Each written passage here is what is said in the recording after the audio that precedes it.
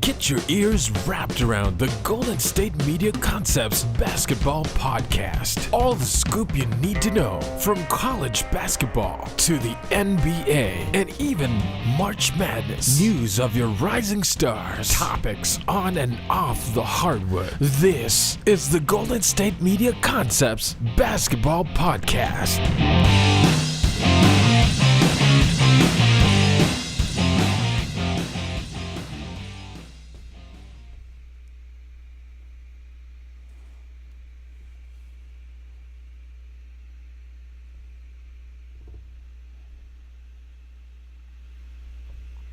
Alright, everybody, peace. Welcome to the GSMC Basketball Podcast show, brought to you by GSMC Sports Network. As you guys know, I'm your host, Casuan, and we have got an exciting show for you today, guys. We're going to be discussing Victor Wembanyama's preseason debut, yesterday against Oklahoma City Thunder and Chet Holmgren. We're also going to be discussing ESPN's unveiling of the first half of their top 100 players list for the 2023-2024 NBA season. And I'm also going to be doing another story time segment at the end of the show. And we're also going to be discussing another topic that I won't reveal that one yet. But we're going to start with our reaction to Victor Wembanyama's preseason debut, like I said yesterday, against the Oklahoma City Thunder. But before we get into any of that, if you haven't already, be sure to hit the like button, hit the subscribe button as well, so you guys can stay up to date on all of our latest content that we post daily. And be sure to follow us on Patreon as well. You can do so by going to patreon.com, click on the search bar and typing in GSMC Sports. That way you can gain access to all of our exclusive content that we post daily. And if you would like to support our network and our company, you can do so by following the link in the ticker below. It's streamelements.com/GSMCSportsNetwork./tip. Once again, it's streamelements.com/GSMCSportsNetwork./tip. None of this is possible without you guys, the fans. It's such an honor and privilege to be working alongside some of the best in the business when it comes to sports media. So I'm grateful to have this platform. So that being said, let's go and get right into it, guys. Like I said, we're going to be discussing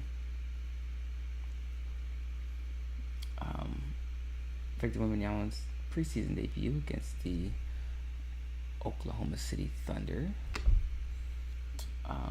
Matched up against Chet Holmgren as well, who made his debut. And if we just look at the stats, Wemby had 20 points in 19 minutes, shot 8 of 13 from the field, 2 of 5 from the three-point line, 2 of 3 from the free throw line, had, like I said, 5 rebounds, 2 steals, 1 block, had 4 turnovers as well. And while we're at it, let's look at what Chet Holmgren was able to do. Chet had 21 points in 16 minutes on 7-10 shooting, 2-2 from the three-point line, 9 rebounds, an assist, and 1 block. So, just based off what I saw yesterday, I can see the impact that Wemby's going to have. And we can look at the scoring, and we can see. I will say this: Wemby looks much more fluid with his movement. Now I was expecting him to be this early on. He showed the ability to lower his trunk or his center of gravity. He was extremely balanced on his drives to the rim. Showed a great handle, much better handle than I was expecting. But obviously, what I talked about before, his impact is going to be seen on the defensive end.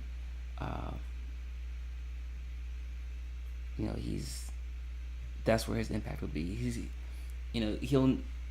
He might not ever be a 28, 29 point per game scorer, but his impact is going to be felt on defensive end. and that's where his presence will be most felt. That ability to completely shift offenses and force offenses to completely alter their scheme, and also for contesting a lot of shots. Imagine him guarding pick and rolls. It's can almost make it null and void for teams to run it, because as he improves the lateral movement, he'll be able to stay in front of guards, and with that wingspan at 7'4", it'll be all but impossible for guards to blow by and get the shot off. So that was something that I saw that I was extremely impressed with during in the first preseason game.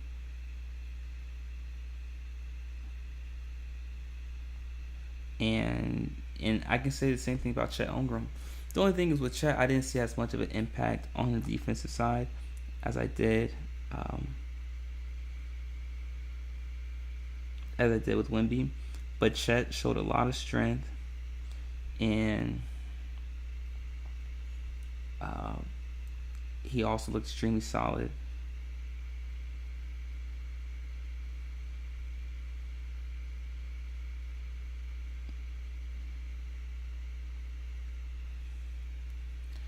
Looked extremely solid and balanced on his drives and on his attacks, and both of them showed great touch with their shot. Both of them hit 2 threes, and listen, their ability to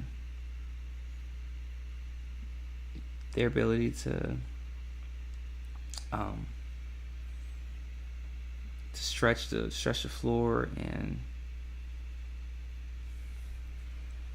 keep defenses honest is obviously going to diversify their game, but also the offenses as well.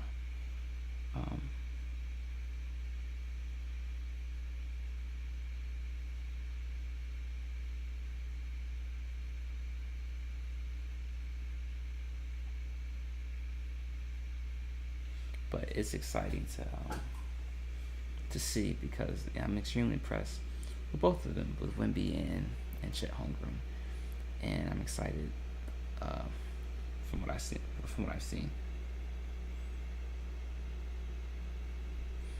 But let me know what you guys think in the comment section or in the chat room. Were you impressed with what you saw from Wemby? Were you impressed with what you saw from Chet? Share your thoughts. But in our next segment, guys, we're going to be reacting to ESPN's list, or the first half of the list, for the top 100 players for the 2023-2024 season that they released. So be sure to stick around for all that. You're not going to miss it. We'll be right back.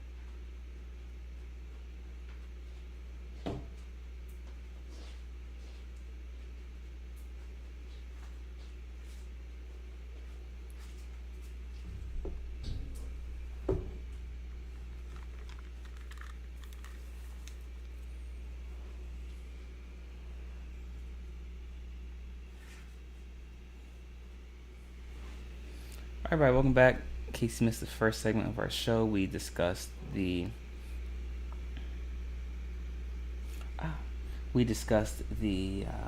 debut for Victor Wembanyama, as well as Chet Holmgren, at least their preseason debut, and we covered that, and we just talked about that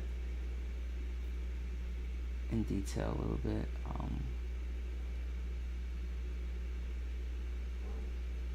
And in this segment, guys, we're actually going to be discussing a poll that was done by GMs. GMs were interviewed and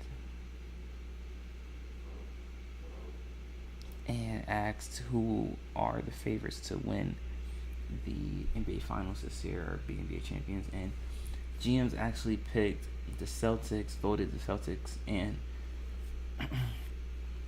the Nuggets as co-favorites to win the NBA championship this season. And it's actually interesting to think about, because this is something we discussed when the Dame trade first occurred, and we talked about how this doesn't necessarily set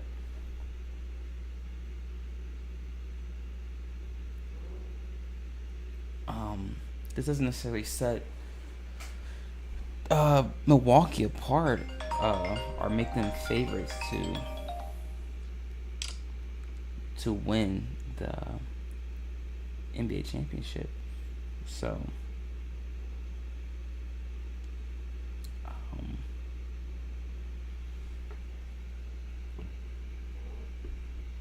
so it's interesting that the GMs and I know we're kind of like on the same accord, kind of thought the same thing.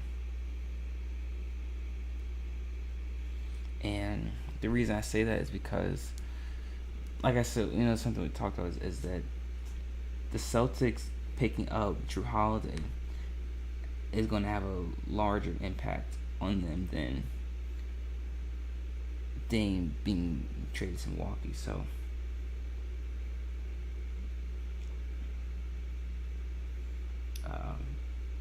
so I just, that's just what I saw, what I thought.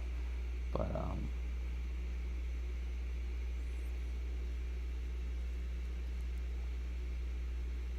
one thing also was that the Nuggets were also picked as co-favorites, even despite them losing Jeff Green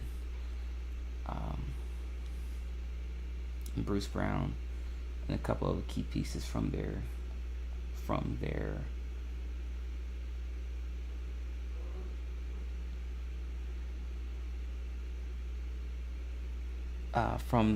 reserve unit.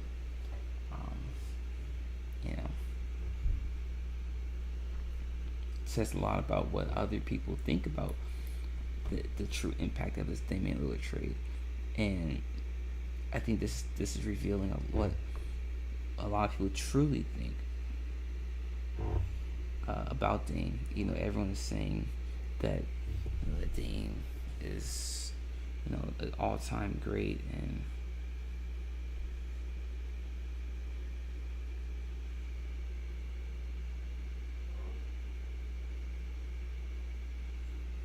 that he's one of the best point guards in the league. I'm sure he is, but I think a lot of people put Dame on a pedestal to avoid scrutiny and pushback for having a opinion about his game that's polar from the norm, from the status quo. But listen, what I've talked about extensively, Dame is a great player. Absolutely, he's a great player, but he's the third or fourth best point guard in the league at best, and he's not a good defender, or he's an average defender, and he's 34 years old, going on 34 years old. So, I think you have to just call it for what it is. But I would agree with this. I would instead of Denver, though, I would say, if you had to ask me, I would say Phoenix, So when we do the preseason show, or preseason predictions, previews, I'll make my prediction, but I think I'm going to end up going with Boston coming out of the East and Phoenix coming out of the West. But I wouldn't be opposed, and I wouldn't give much argument or pushback if someone was to go with Denver as their favorite coming out of the West, or even winning the championship. So let me know what you guys think, though. Do you guys think that the Celtics and Nuggets are the top teams coming into the season, or do you think Milwaukee's up there, or Phoenix is up there, or the Clippers, or the Lakers? Let me know what you guys think. Share your thoughts in the comment section and in the chat room as well. But that being said, guys, in our next segment, we will be discussing my reaction to ESPN's first half of their top 100 list for the 2023-2024 season. So be sure to stick around for that. You're not going to miss it. I'll be right back.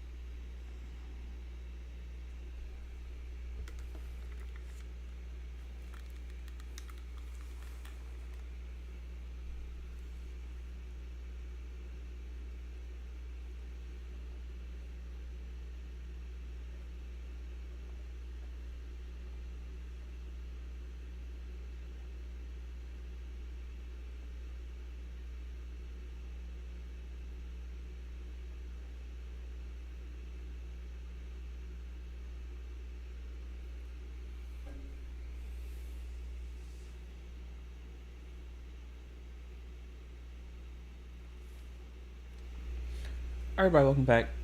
In case you missed the first 2 segments of our show, we discussed our reaction to what we saw out of Victor Wembanyama in his preseason debut for the San Antonio Spurs, as well as a little bit of Chet Holmgren's performance of what we saw out of him as well. And in the second segment, we discussed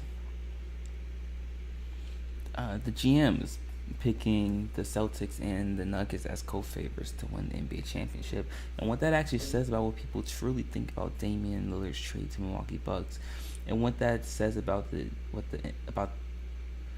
impact they think Dame will have on that team. And in this segment, guys, I just want to read out really quickly ESPN's rankings for the top 100 players for the 2023-2024 season. And I'll do it really quickly. I'll just start from 100 and then I'll just go down to 50. So if you haven't already heard it, this will be your first time. And if not, or if this isn't your first time, let me know what you guys think. Every time you hear a name that you don't think should be on this list, why don't you guys put a thumbs up emoji or a thumbs down emoji in the chat room. Every time you hear a name that shouldn't be on the top 100 list, put a thumbs down emoji in the chat room. Alright, so at 100, Mitchell Robinson. 99, Jonas Valanciunas. 98, Colin Sexton. 97, Grant Williams. 96, Harrison Barnes. 95, Jalen Williams from Oklahoma City. 94, Russell Westbrook. 93, Mike Conley.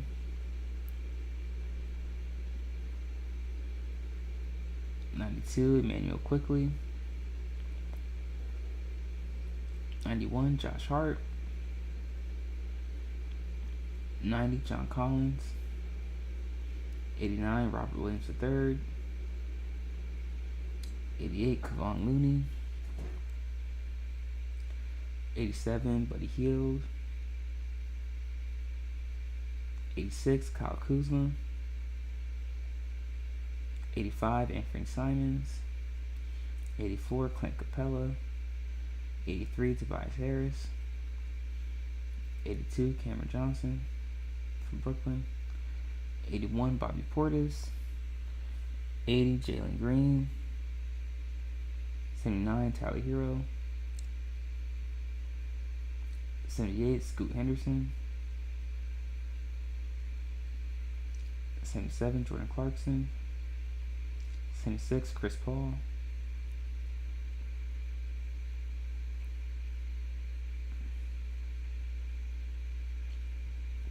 75, Nikola Vucevic. 74, Cade Cunningham. 73, Chet Holmgren.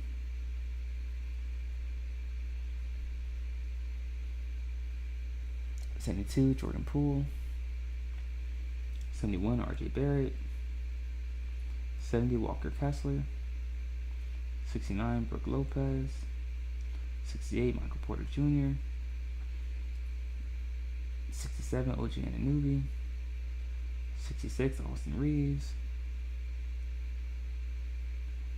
65, Miles Turner. 64, Rudy Gobert. 63, Scotty Barnes. 62, Kristaps Porzingis. 61, Desmond Bane.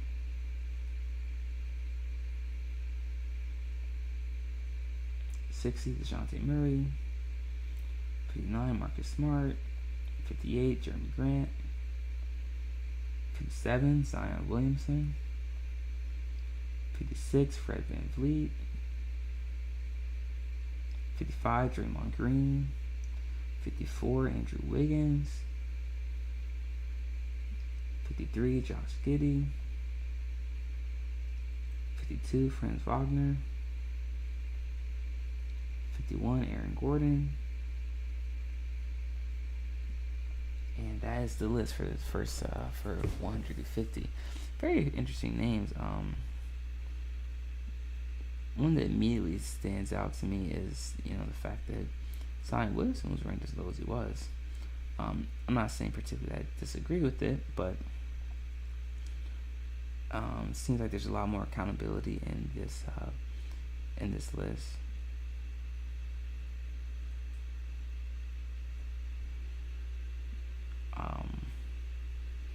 A lot more transparency, I might say.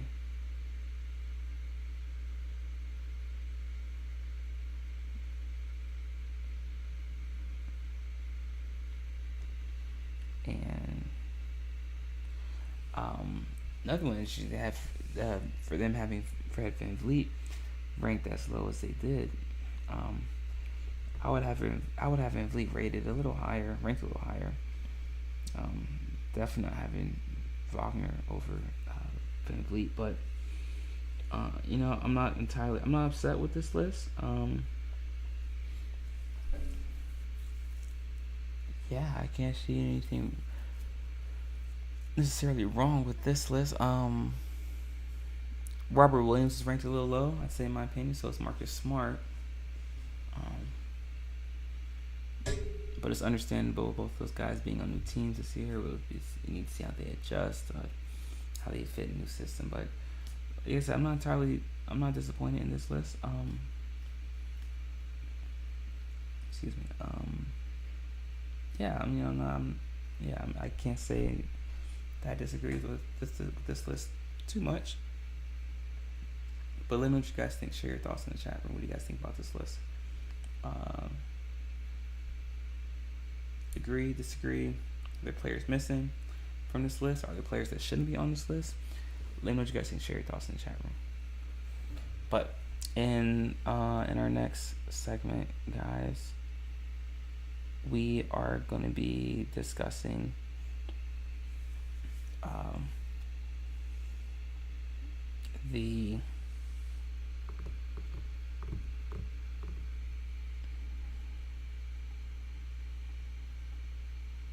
I will be giving another story time segment for you guys. So be sure to stick around for that, guys. You're not going to miss it. We will be right back.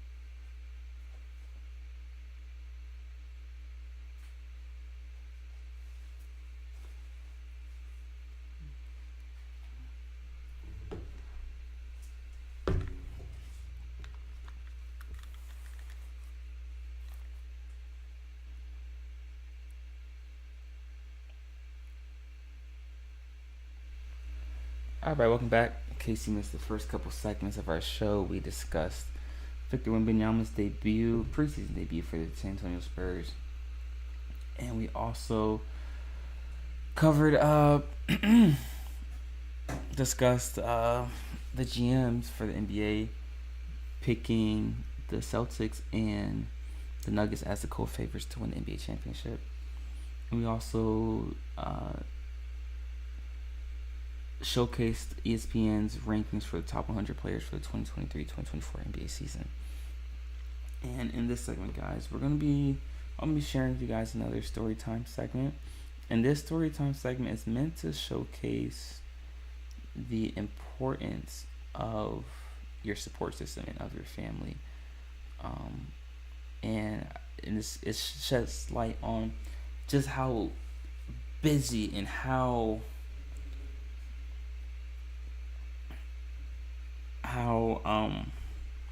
jam-packed one's schedule is as a collegiate athlete. So, for those of you who don't know, most of the time, most basketball players aren't able to go home for Thanksgiving. Most aren't. I was only able to go home for Thanksgiving twice in college. Only twice. But this explains my story. So, my freshman year, so if I'm not mistaken, Thanksgiving break for us started on a Wednesday. I believe on a Wednesday, if I'm not mistaken, or Tuesday or something like that. And obviously went until next week. But we had practice the day before Thanksgiving. We had a morning practice and an afternoon practice. Now I think about it, we had practice at 8 in the morning. Then we had another practice at 3. So after the 3 p.m. practice, got out at 5, and my mom drove down and picked me up from campus. She lived about 3.5 hours from campus, so she came and picked me up, and we drove 3.5 hours back. So that means I didn't get back to my mom's house until about maybe 7 o'clock ish time frame, 7 p.m. And then I spent Thanksgiving Day there, but we had to leave my mom's house at 11 p.m. Thanksgiving night in order so I could be back on campus before 6 a.m. because at 6 a.m. the team and I were leaving for a Thanksgiving tournament in New York. And coach is very adamant about saying that if you miss the bus, you're done with the team, you're done with the program. Not to me specifically, but obviously because it was a lot of guys were going home, but he was telling us just to be sure to be back before that bus leaves at 6 a.m. So anyway, point of that story is I actually ended up spending less than 24 hours at my mom's house for Thanksgiving. And for her to drive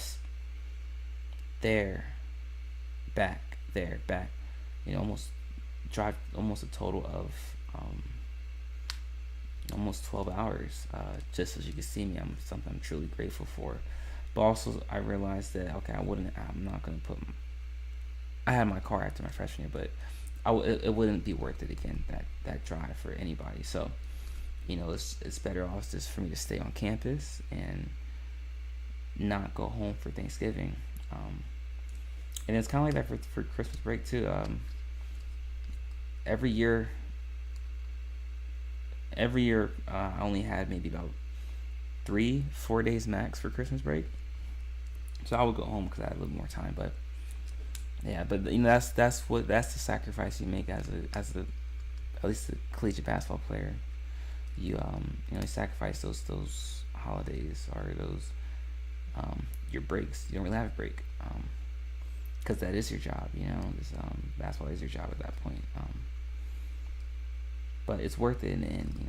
It's always worthwhile. But that's when I first started to realize the importance of sacrificing time with family in order to get to where you need to get to in terms of success. And you have to be comfortable with that, I realized. And obviously that prepared me for being a professional, because I'm gone out the country 9-10 months out the year, so you get used to being away from family.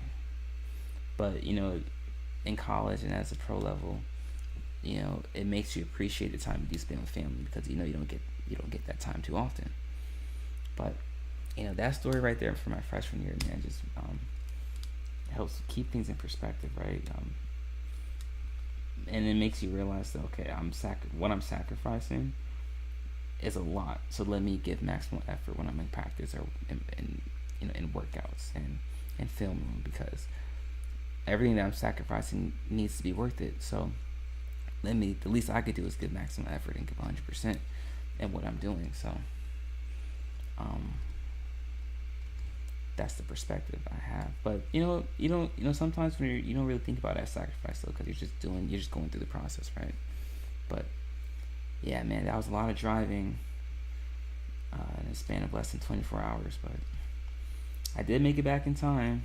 Ended up getting back at around like 3 o'clock in the morning. So I slept for 2.5 hours in my dorm, and then got packed and ready, and then got to the bus, charter bus, by 6 o'clock, and we were out and up to New York.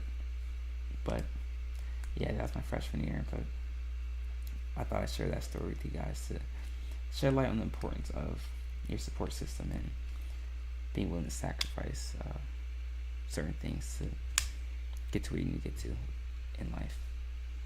But that being said, that's it for our show for today, guys. Thank you so much for tuning in. If you haven't already, be sure to hit that like button, hit that subscribe button as well, so you guys can stay up to date on all of our latest content that we post daily. And be sure to follow us on Patreon as well. You can do so by going to patreon.com, clicking on the search bar and type begin GSMC Sports. That way you can get access to all of our exclusive content that we post daily. If you'd like to support our network and our company, you can do so by following the link in the ticker below. It's streamelements.com/GSMC-sports-network./tip. Once again, it's streamelements.com/GSMC-sports-network./tip. None of this is possible without you guys, the fans, so I'm just so grateful and honored to have this platform and share my thoughts and insights on the wonderful world of basketball with you guys. And if you haven't already, be sure to check out the other shows on the GSMC Sports Network as well. The GSMC Baseball Podcast, the GSMC College Football Podcast, the GSMC Fantasy Football Podcast, and the GSMC NFL Podcast as well. All of our hosts provide great insight and analysis on the sports that they cover, and it's a blessing to be working alongside some of the best in the business when it comes to sports media personalities. So, that being said, guys, we'll be back again same time tomorrow, 5:30 p.m. Eastern Standard Time. Until then, continue to stay safe, be vigilant, make smart decisions, and peace.